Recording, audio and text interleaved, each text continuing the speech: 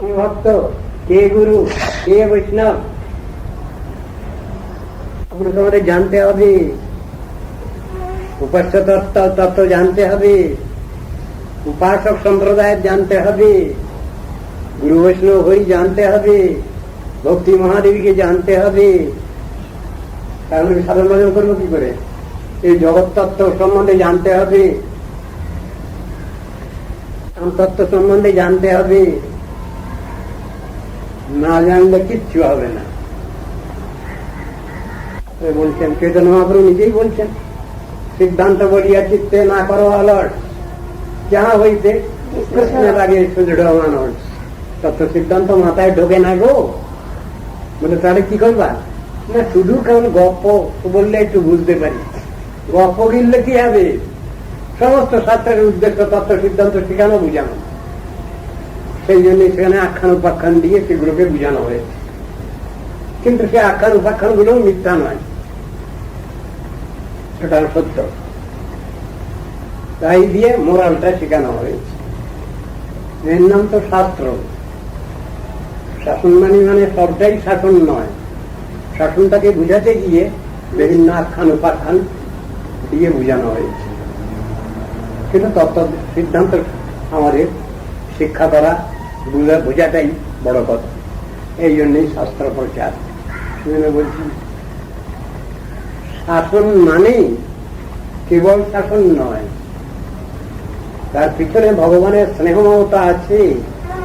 তোমরা এটা শেখো, জানো, বোঝো। ভালোটা কি জানো, কোনটা কতটা ভালো তা জেনে নাও, আর খারাপ কোনটা কতটা খারাপ জেনে নাও, তবে তো খারাপটা ছাড়বে, ভালোটাকে গ্রহণ করবে। এইসব থিওরিগুলো বোঝানো হয়েছে। তাই ওই উপদেশ আছে ওখানে, সিদ্ধান্ত বলিয়া চিত্তে না করো অলস, যাহা হইতে কৃষ্ণে লাগে সুদৃঢ় মানস। ভারত ভূমিতে হইল মনুষ্য জন্ম যার, জন্ম সার্থক করি করো পর উপকার। মানে কি? এই ভারতবর্ষে যারা জন্মগ্রহণ করেছি আমরা, আমাদের ভাগ্য অনেক ভালো। কেন? ঋষি উদ্ধূষিত এই ভারত ভূমি, মনি ঋষিগণের, আমাদের উপরওয়ালাদের আশীর্বাদ, শুভেচ্ছা, শুভাশীর্বাদ পুষ্ট হয়েছে। এর প্রতিবাদুকনা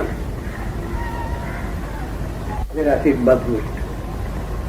এখানে জন্মগ্রহণ করলে স্বাভাবিক ভাবেই একটা ভগবানের জন্য একটা টান থাকবেই, থাকেই। যে যতই নাস্তিক হোক না কেন, বিপদে পড়লে তখন হে ভগবান রক্ষা করো, বাঁচাও, এ মুখে বলতেই হবে। আবার হে আল্লাহ রক্ষা করো, পানি হে আল্লাহ, জল যখন হচ্ছে না, চাষাবাদ হচ্ছে না। আবার ও God give us our daily bread. সব বলতে হচ্ছে সবাইকেই, এদিক ওদিক করার উপায় নাই। হরে কৃষ্ণ, হরে কৃষ্ণ। না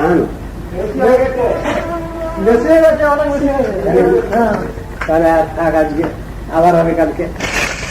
যদি রাত্রে বাঁচি আমি, তবে তো একসঙ্গেই সবগুলো বের করে নিলে হয়।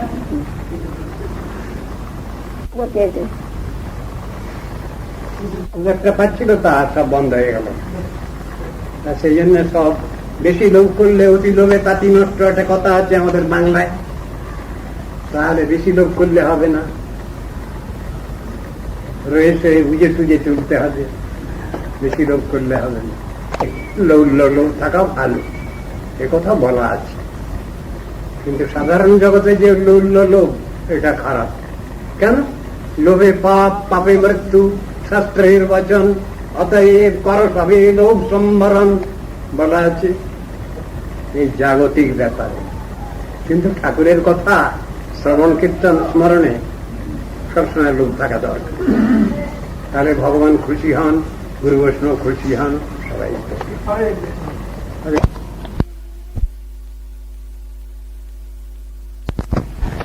চিন্তিত আছে।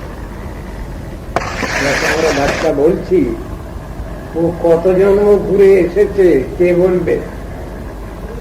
কত জন্মের অভিজ্ঞতা ওর ভিতরে আছে কে বলবে?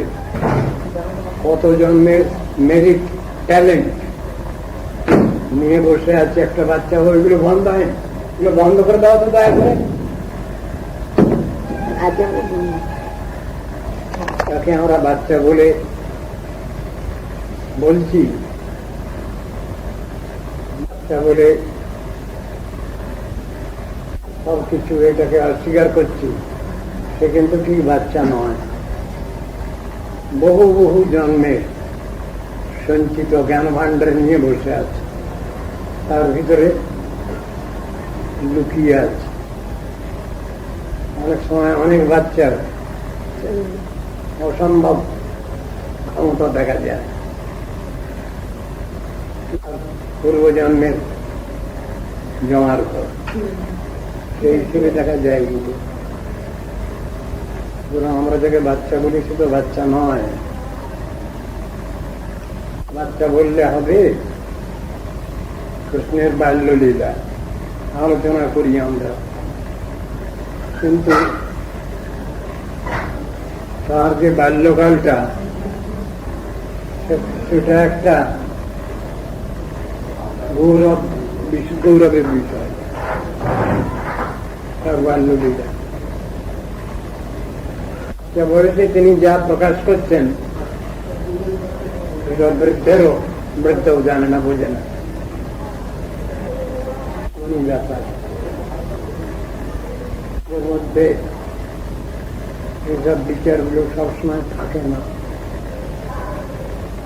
ভাগবতের দশম স্কন্ধের 23 অধ্যায় আলোচনা করতে গেলে দেখা যায়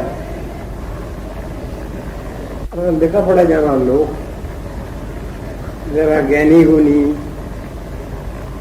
যারা ভালো মন্দের বিচার করেন, করে থাকেন, যাদের বলা হয় মুনি ঋষি, এমন সংজ্ঞা যাদের আছে,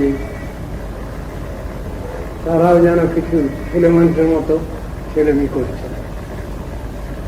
বলে এটা কি বললেন বুঝলাম না তো। ছেলে মানুষের মতো ছেলেমি করছেন বলে, হ্যাঁ তো তত্ত্ব দর্শনটা ঠিক জানেন। তত্ত্ব দর্শন মানে গুড বেটার বেস্ট,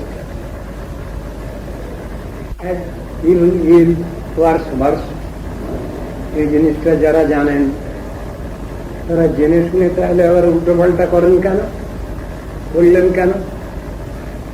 শ্রীমদ ভাগবতের দশম স্কন্ধের 23rd চ্যাপ্টার। আর যজ্ঞ করতে বসছিলেন, কার জন্য করি আমরা, কার জন্য করা দরকার?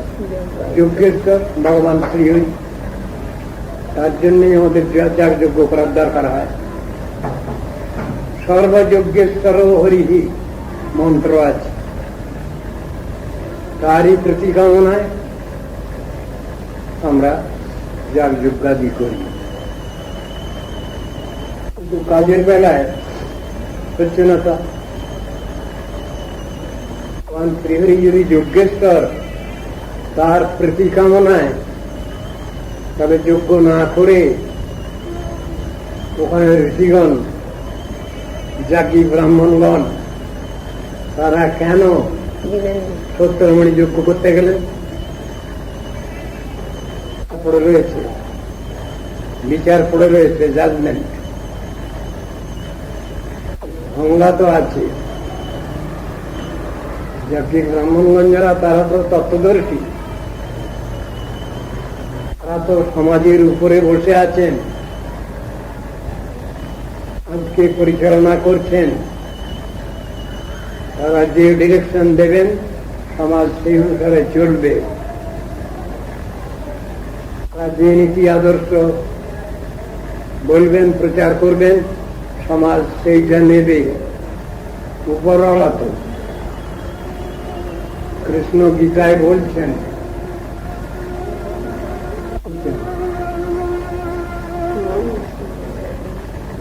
যদাচরিত শ্রেষ্ঠ তত্তদেব তর জন। ইতর ব্যক্তি ততদিন দেখবি তারা সেইটাই নিয়ে চলবার চেষ্টা করে। সযৎ প্রমাণও করতে লোকস্তদনুবর্ততে, তিনি যেটাকে প্রমাণ বলে স্থির করেন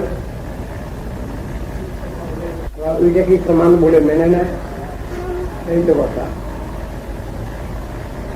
তবে এইরকম ধরনের বিশেষ বিজ্ঞ যারা আছেন, আজকে যারা পরিচালিত করছেন, জাতীয় ডিরেকশনে ডিকটেশনে সমাজ চলবে, চলার কথা, তারা বিচারের কথা বলবেন। হাইয়েস্ট, নট হায়ার, হাইয়েস্ট বিচার।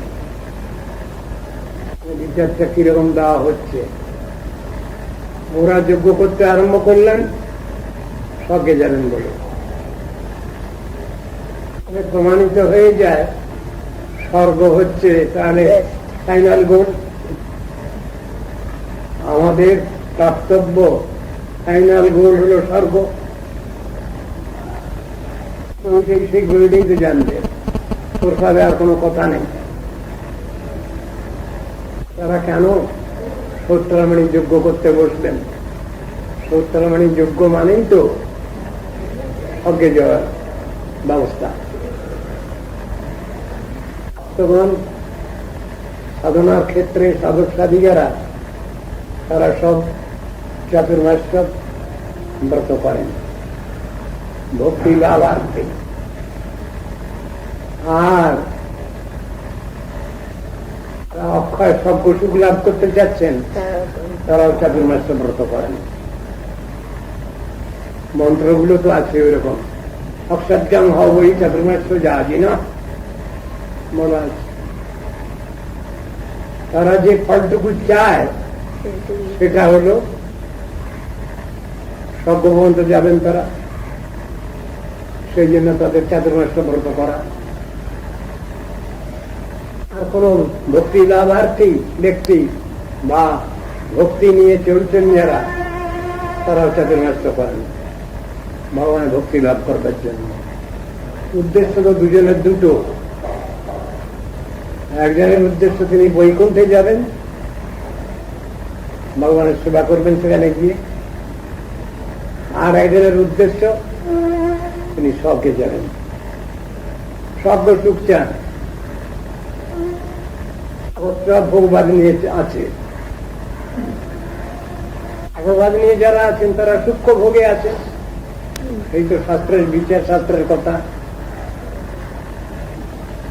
ভোগবাদ নিয়ে আছেন, ম্যাটেরিয়ালিজম নিয়ে আছেন, তারা স্থূল ভোগবাদ। আর যারা স্বর্গে যেতে চাইছেন তাদের ভোগটা হলো সূক্ষ্ম ভোগ, তাও ভোগবাদ, সূক্ষ্মাতে সূক্ষ্ম ভাবে মনের ক্রিয়া, তো ভগবানের মধ্যেই পড়ে।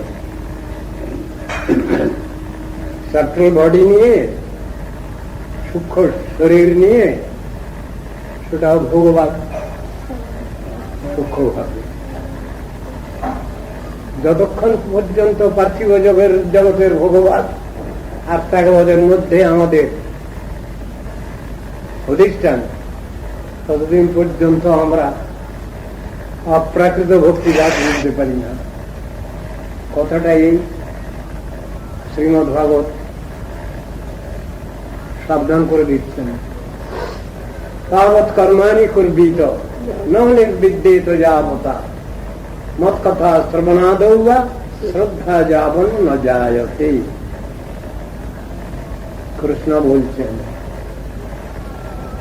আমার প্রতি যতদিন পর্যন্ত শাস্ত্রীয় শ্রদ্ধা কারণ না হচ্ছে, ততদিন পর্যন্ত তিনি প্রাকৃত জগতে কর্মমার্গেই বিচরণ করবেন।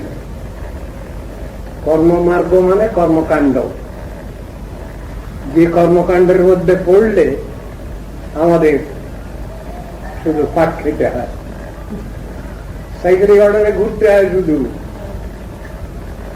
কর্মবিপাক। सोई कर्म फल भव मुखे पेश हई दुख देव बाबू काजी। এই কথা তো বলছেন প্রাকৃত কবি ও প্রাকৃত মহাজন বলছেন। তো এটা কর্মটা ভগবানের প্রতিকামনায় হচ্ছে না, করছি না আমরা, সে কর্মের ফলভোগী তো আমরা, ভগবত প্রস্তাবতে হচ্ছে না যেটা। আর লাইবিলিটি রেসপন্সিবিলিটি সব আমাদের ঘাড়ে চেপে যাচ্ছে, ইন্ডিভিজুয়ালি এন্ড কালেক্টিভলি। আর যে কর্মের উদ্দেশ্য ভগবত প্রতি, ভগবান তুমি খুশি হও, তুমি যদি খুশি হও তাহলে জগৎ খুশি হয়। জগৎ মানে পরমাত্মা জগৎ, জড় জগৎ, এরপর মুক্তি লাভ। এখন এই বিচার যতদিন পর্যন্ত আমাদের মাথায় না ঢুকছে ততদিন পর্যন্ত আমরা তো উল্টো পাল্টার মধ্যেই আছি, চলছি। কোন কর্ম করব আমরা? আকৃত কর্মী বলছেন কর্ম করো, কর্ম করো, কর্ম করো ভাই। কি জাতীয় কর্ম করব? সেই কর্মের প্রসিডিওর কিরকম হবে সে কথা তো গীতা ভাগবতে লেখা আছে। এটা যতদিন না আমরা অ্যাডপ্ট করছি ততদিন পর্যন্ত আমাদের জড় জগতের কর্মাগ্রহীতা এবং বন্ধন দশা যাচ্ছে। কর্মলাভ থেকে মুক্তি পাওয়ার জন্যই কর্মত্যাগ শাস্ত্রে বলা হল। ভাগবত খুব পরিষ্কার করে জানাচ্ছেন, কর্মবন্ধন মুক্তায় হৃদত্রে জগদঙ্গ যথা। কর্মের যে বন্ধন দশা সেটাকে আন্ডু করবার জন্যই শাস্ত্রে ব্যবস্থা দিয়েছেন। তুমি বদ্ধ দশায় পড়ো না, মুক্ত দশায় চলো। মুক্ত দশা মানে ভগবত ভক্তি লাভ। ওদের ব্যাখ্যা তো তাই। মুক্তি বা মোক্ষ একই কথা। মোক্ষং বিষ্ণুঘ্রি লাভম, ভগবানের পাদপদ্ম সেবাই হল মোক্ষ। এই হল মুক্তি শব্দ বা মোক্ষ শব্দের ব্যাখ্যা দিয়েছেন। যদি মুক্তি শব্দ ধরা যায়, অন্যথা রূপম স্বরূপে নবস্থিতি, একে বললেন মুক্তি। উন্নতার রূপম মানে অবিদ্যা বিরহিত হইয়া ভগবানের সাধন। আমাদের যে স্বাভাবিক ভাব আছে প্রতিটি জীবাত্মার ক্ষেত্রে, সেই বিচারে প্রতিষ্ঠিত হওয়ার নাম হল মুক্তি। প্রকৃতিস্থ হওয়ার নামই হল মুক্তি। অবিদ্যা হল ফরেন এলিমেন্ট, যতদিন সেটা ধরে বসে আছি ততদিন উল্টোর মধ্যে আছি, ভুলের মধ্যে আছি। ওটাকে বাদ দিয়ে যখন স্বরূপে অবস্থিত হচ্ছি, আমরা হতে পারছি, তখনই মুক্তি বলে কথাটা আসে। তার আগে পর্যন্ত মুক্তি বলে কোনো কথা নেই। কিন্তু সেই মুক্তির মানেও ভগবানের সেবা, সাক্ষাৎ সেবা, একেই মুক্তি শব্দ বলে ব্যবহার করেছেন। মুক্তি বা মোক্ষ কত নাই, একেরই ধারণা মুক্ত হয়ে গেলে আমাদের সব হয়ে গেল। যদি মুক্ত হয়ে যাই, মুক্তি পেয়ে যাই, তাহলে আমাদের সব কর্তব্য দায়িত্ব সব পালন শেষ হয়ে গেল। একেবারে ভুল কথা। মুক্তি যদি হয় আমার, আমি মুক্ত যদি হই, তাহলে আমাকে আরো বেশি দায়িত্ব পালন করতে হবে। দায়িত্ব আরো শতগুণে বৃদ্ধি পাবে। যে দায়িত্ব ছিল একজন সাধক সাধিকার,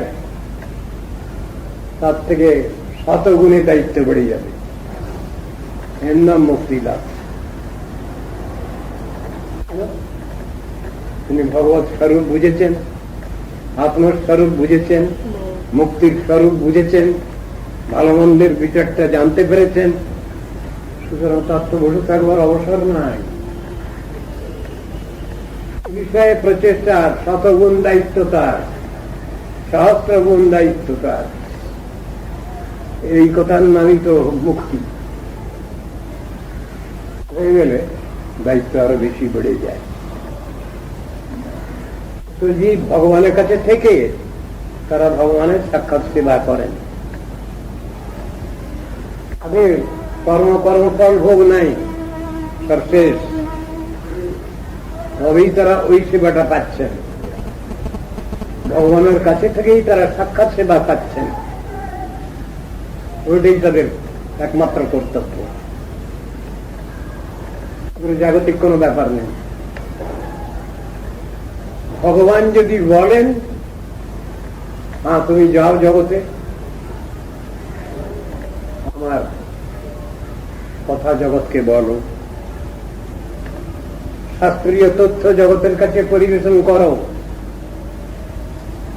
তত্ত্বদর্শন লোককে, তত্ত্ব সিদ্ধান্ত লোককে জানাও, বুঝাও, তাহলে ভগবত প্রেরিত হয়ে তিনি এই জগতে আসেন আজ্ঞা পালন করবার জন্য। ওটাও তার সেবা, এই জন্য আসেন। শেষ হচ্ছে না, দায়িত্ব শেষ হচ্ছে না তো। তাপি লীলয়া বিগ্রহং কৃত্বা ভগবন্তং ভজন্তি, মানে পরমমুক্ত যারা, তারাও ভগবত আদেশে এই সংসারে এসে ভগবত কথা কীর্তন করছেন, ভগবানের ডিরেকশনে, আদেশ। আবার যখন সময় হয়ে যাচ্ছে চলে গেল, একটুও কষ্ট নেই। আমাদের যদি জিজ্ঞাসা করা হয় বৈকুণ্ঠে, জায়গাটা এইরকম জায়গা যেখানে গেলে আর ফিরে আসতে হয় না। জড় সংসারটাকে ভালো লেগেছে তো, সেই জন্য এখান থেকে ছেড়ে যাওয়ার কোনো ইচ্ছা নেই আমাদের বদ্ধজীবের। কিন্তু যার একটু সুকৃতি, মানে জমার ঘর, ফিক্সড ডিপোজিট যার একটু বেশি আছে, তিনি বুঝে নেবেন যে এখানে থাকাটা বুদ্ধিমত্তা নয়, এটা বোকান, সময় নষ্ট, নিয়ার ওয়েস্টেজ অফ টাইম। তিনি রাজি হয়ে যাবেন। কিন্তু বুঝছেন না ব্যাপারটা, হাতগুলো উঠছে না। এখানে ভাগবত ব্যাখ্যা করছিলেন, নামটা গোকর্ণ। একবার সপ্তাহ পারায়ণ হয়েছে, 7 দিন ধরে ভাগবত আলোচনা হয়েছে। বহু মুনি ঋষি বসে আছেন সেখানে, বহু ধার্মিক রাজন্যবৃন্দ বসে আছেন, বহু ধার্মিক গৃহস্থ পুরুষ স্ত্রী বসে আছেন, বহু মহাত্মা বসে আছেন সেখানে। 7 দিন ভাগবত পারায়ণ হয়ে যাওয়ার পর একজনের জন্য একখানা প্লেন এসেছে বৈকুণ্ঠ থেকে। কি দুঃখের কথা বলুন তো। 7 দিন ধরে তারা সময় মতো ভাগবত ব্যাখ্যা শুনলেন,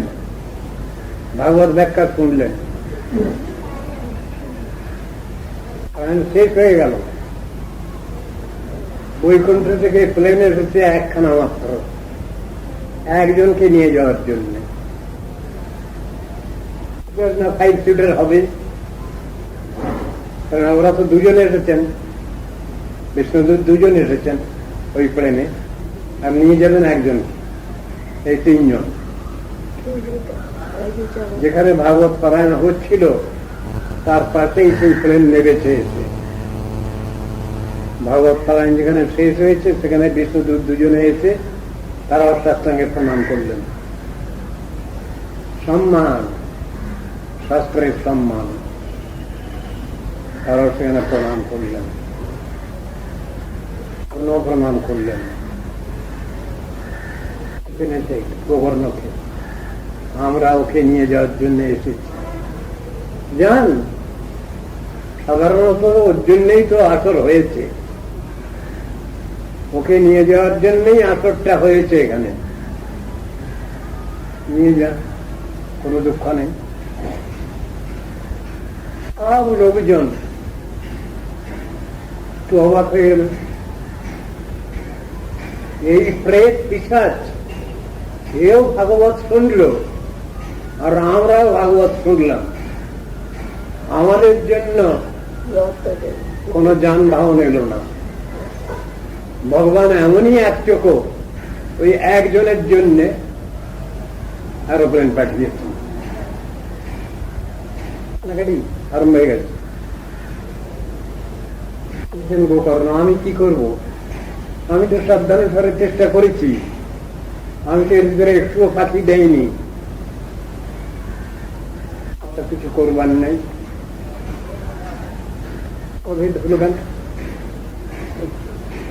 তাহলে মনে হচ্ছে কি জানেন, আপনাদের ঠিক শোনা হয়নি। আসবেন, আপনাদের ঠিক শোনা হয়নি। যে প্রসিডিউর নিয়ে শ্রবণের দরকার, সেই শ্রবণটা হয়নি আপনাদের। এটাই বোঝা যাচ্ছে আইনে তাই বলে। কেমন শ্রবণ সেটা? শ্রবণ মানে মনন নিদিধ্যাসন, সহজ শ্রবণ। সেই জিনিসটা আপনাদের হয়নি। ওই প্রেতের পিশাচেরই হয়েছে, আপনাদের হয়নি। সেখানে তো অনেক মনি ঋষি, অনেক সাধু সন্ত, অনেক ধার্মিক রাজা, অনেক ধার্মিক গৃহস্থ সব বসে আছেন সেই সভায়। কিরকম ব্যাপার? তাহলে আমাদের শ্রবণ হয়নি না? যদি শ্রবণটা আপনাদের হতো তাহলে তো আপনাদেরও ডাক পড়তো। আপনাদের জন্য তো কই আসেনি, তো একজনকে নিয়ে যাওয়ার জন্য ওরা এসেছেন। বিচারের কথা, পিশাচ এমন ভাবে শ্রবণ করেছে, ওর জন্যই ডাক পড়েছে। আগে তো আর ভগবানের সঙ্গে কথাবার্তা ছিল না গোকর্ণের, কিন্তু প্রসিডিওর নিয়ে ভাগবত আলোচনা হয়েছে, শ্রবণ হয়েছে ভাগবতে, সেই জন্য তো কথাটা এসেছে। এখন কান্নাকাটি করলে কি করবো আমি? গোকর্ণ বলছে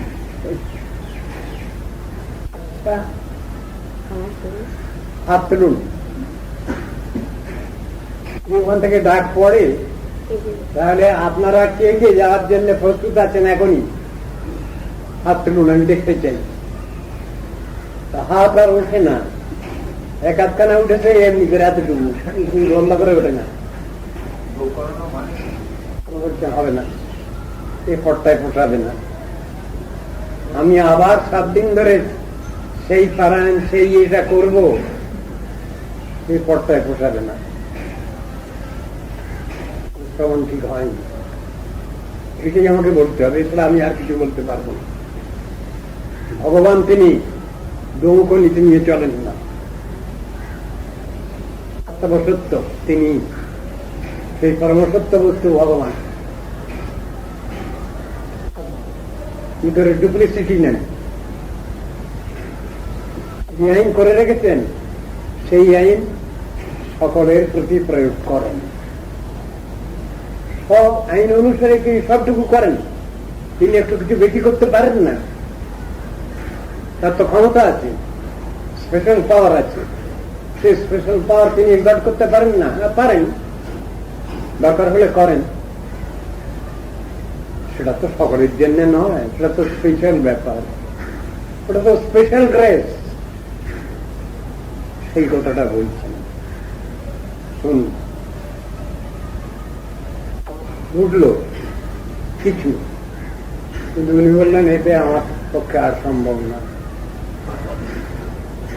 আপনারা যেভাবে শুনতে হবে শাস্ত্রে লেখা আছে অসার ক্রু সংসার দুঃখ রূপী বিমোহক কটুক প্রত্যচ ধনম স্নেহবান জলতি নিশম অনিশম।